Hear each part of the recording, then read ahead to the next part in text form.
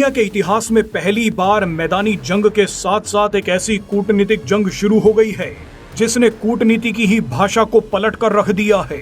जान से मारने और बर्बाद करने की जो धमकियां बंद कमरों में दी जाती थी, वही धमकियां डोनाल्ड ट्रंप ने सरेआम खुलकर देनी शुरू कर दी हैं। कई लोग इसे घटिया डिप्लोमेसी बोल रहे हैं तो कईयों का कहना है कि डोनाल्ड ट्रंप ने असल कूटनीति को आम लोगों के बीच ला दिया है।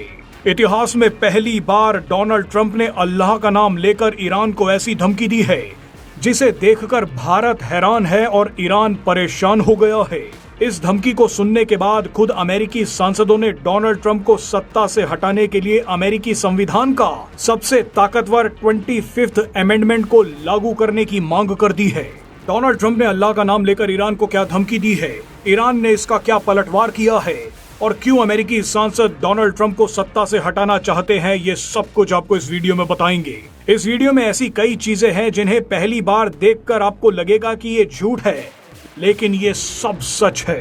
आप ईरान के लिए लिखे गए डोनाल्ड ट्रंप के इस ट्वीट को ध्यान से देखिए।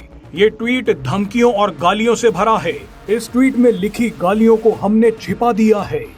इसी ट्वीट के आखिर में डोनाल्ड ट्रंप ने लिखा है प्रेज टू बी अल्लाह। इसका मतलब है अल्हम्दुलिल्लाह, यानी अल्लाह का शुक्र है। कई लोगों ने कहा है कि डोनाल्ड ट्रंप बौखलाहट में अपना आपा खो बैठे हैं। इस ट्वीट को देखने के बाद कई लोग बोल रहे हैं कि डोनाल्ड ट्रंप अपना आपा खो बैठे हैं। ट्रंप ने ईरान को धमकी देते हुए कहा है कि मंगलवार पावर प्लांट और ब्रिज डे होगा, यानी मंगलवार को ईरान के पावर प्लांट और ब्रिजेस उड़ा दिए जाएंगे। इसके बाद डोनाल्ड ट्रंप ने ईरान को 2 गालियां लिखते हुए कहा कि तुरंत स्ट्रेट ऑफ हॉर्मूज को खोल दो, नहीं तो पूरे देश को नर्क में पहुंचा दूंगा। अब डोनाल्ड ट्रंप ने हॉर्मूज स्ट्रेट को खोलने की धमकी दी तो ईरान ने भी सिर्फ 4 शब्दों में ऐसा जवाब लिखा जिसे पढ़ने के बाद दुनिया हैरान है और डोनाल्ड ट्रंप परेशान हो गए हैं। ईरान ने लिखा कि we have lost the keys, यानी हमसे स्ट्रेट ऑफ हॉर्मूज की चाबी कहीं खो गई है। ईरान के इस जवाब को देखते हुए डोनाल्ड ट्रंप ने एक और ट्वीट किया। इसमें डोनाल्ड ट्रंप ने कहा कि मंगलवार रात 8 बजे तक का समय दे रहा हूं। आप ही देखिए कि दुनिया में इस वक्त किस तरह की जंग चल रही है। इस बार पलटवार के बीच ईरान के विदेश मंत्री ने भारत के विदेश मंत्री एस जयशंकर से फोन पर बात भी की है।